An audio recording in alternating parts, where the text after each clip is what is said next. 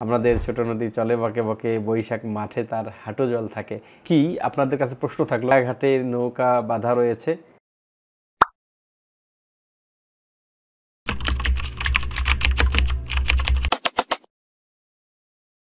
শুধু দর্শক মন্ডলী, আপনারা যেটা দেখতে পাচ্ছেন এগুলো মূলত কি আপনাদের কাছে প্রশ্ন থাকলো, কিন্তু তারপরে আমি বলে দিচ্ছি এগুলো হচ্ছে মূলত ধানের খড়। আমরা যে আমাদের নিজস্ব এলাকায় বলি এটা হচ্ছে খ্যার, অর্থাৎ ধানের যে গাছটা আছে এটাকে খড় বলা হয়। এটা দেখেন একটা অন্যরকম সৌন্দর্য সৃষ্টি করেছে আলহামদুলিল্লাহ। এই সৌন্দর্যটা দেখে আপনার অবশ্যই মনটা জুড়িয়ে যাবে ইনশাল্লাহ। এবং দেখতে পাচ্ছেন এটা হচ্ছে একটা চরাঞ্চল।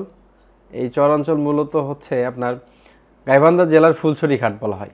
ফুলছড়ি ঘাট দিয়ে আমরা যাচ্ছিলাম এবং আসছিলাম, এবং এরকম একটা মনোমুগ্ধকর দৃশ্য দেখে নিজের চোখ যেন জুড়িয়ে গেল আলহামদুলিল্লাহ।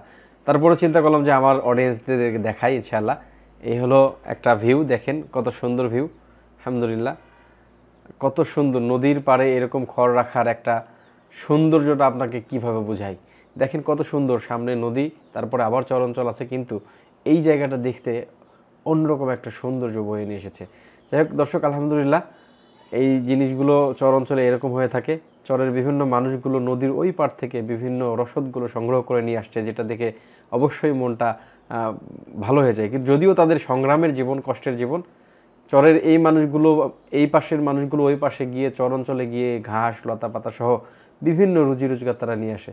আলহামদুলিল্লাহ দেখতে পাচ্ছেন এখন খেয়া ঘাটে নৌকা বাঁধা রয়েছে এবং কিছু সংখ্যক লোক সামনে ওই যে পার হয়ে যায় গরু, পার হয়ে গাড়ি। আমাদের ছোট নদী চলে বকে বকে, বৈশাখ মাঠে তার হাঁটু জল থাকে। এটাই হচ্ছে তার প্রমাণ। এই মহিলাগুলো বা এই মানুষগুলো চরের ওই পাশ থেকে তাদের এই যে খড় বিভিন্ন জিনিসগুলো নিয়ে তারা নদী পার হচ্ছিল। এটাই হচ্ছে দেখাচ্ছি আপনাদেরকে, এভাবে তারা পার হয় আলহামদুলিল্লাহ। আসলে কবি যে বলেছিল যে আমাদের ছোট নদী চলে বাঁকে বাঁকে, তার একটা বাস্তব রূপ আমি এখানে দেখতে পেয়েছি, এই ফুলছড়িতে দেখতে পেয়েছি, যেটা আসলে অনেক মনোমুগ্ধকর, অনেক সুন্দর একটা কথা। অনেক ভালো লেগেছে আলহামদুলিল্লাহ। আশা করি আপনাদেরও ভালো লাগবে। বাংলার এই সুন্দর রূপটা অবশ্যই সবারই ভালো লাগে, আমারও ভালো লাগবে। আমরা বাংলার মানুষ, বাংলাই আমাদের সব কিছু। আলহামদুলিল্লাহ সবশেষে দর্শক আসলে বলবো যে যতক্ষণ সময় আছে হাতে, ততক্ষণ অবশ্যই আপনি আপনার সময়টা ব্যয় করুন ভালো কাজে। আর দেশকে দেখুন, দেশের মানুষদেরকে দেখুন, এলাকা দেখুন, সৌন্দর্য দেখুন। দেখে দেখে নিজেরাই অবশ্যই ভালো হয়ে যাবে। যাই হোক, অনেক গল্প হলো। আপনাদেরকে যা বলবো সেটা হচ্ছে এই যে আমাদের লোকগুলো পার হয়ে গেছে, আরও একজন পার হচ্ছে এদিকে, মাথায় বস্তা। যদিও এই বস্তাগুলোতে ঘাস অথবা লতাপাতা অথবা খড় রাখা হয়েছে, যেগুলো দিয়ে তারা দৈনন্দিন জীবনের বিভিন্ন জীবনগুলো করবে। আমরা এখন যাচ্ছি বাঁধে, ফুলছড়ি যে বাঁধটা সামনে হচ্ছে সেই বাঁধ। এই বাঁধ হচ্ছে ফুলছড়ির বাঁধ, দেখতে পাচ্ছেন দর্শক, অন্যরকম একটা বাঁধ আলহামদুলিল্লাহ। এখানে মানুষ শুক্রবারে আসে, শুক্রবার সহ ছুটির দিনগুলোতে তাদের বিভিন্ন সময়গুলো তারা এখানে এসে আনন্দিত হয় এবং পর্যটক মুখর হয়ে যায়। বিভিন্ন মানুষ বিভিন্নভাবে আনন্দ করে থাকে। তো এখন নদীতে পানি নাই, তারপরেও নদীর সৌন্দর্য আপনাকে বলে শেষ করা যাবে না। কত সুন্দর হচ্ছে নদীর এই সৌন্দর্যটা।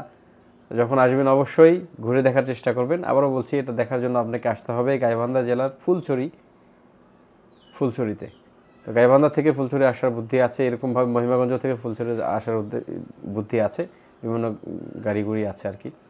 তো যাই হোক, আলহামদুলিল্লাহ মোটামুটি আমাদের ভিডিওটা শেষের দিকে আসছে। আপনাদের থেকে বিদায় নিচ্ছি। তার আগে আরেকবার সুন্দরটা করে ফুলছড়ির যে বাঁধটা, বাঁধ, এই বাঁধটা দেখাই এবং ফুলছড়ির এই যে অঞ্চল, এই যে চরাঞ্চল, এটা দেখেই শেষ করতে চাচ্ছি। কত সুন্দর একটা মুহূর্ত এবং কত সুন্দর একটা দৃশ্য, যে দৃশ্যটা দেখে আপনাদের আশা করি অনেক ভালো লাগবে ইনশাআল্লাহ। তো stay tuned travel with Ashraful, এই প্রত্যাশা রেখে আজকে বিদায় নিচ্ছি। আসসালামু আলাইকুম ওয়া রাহমাতুল্লাহি ওয়া বারাকাতুহু।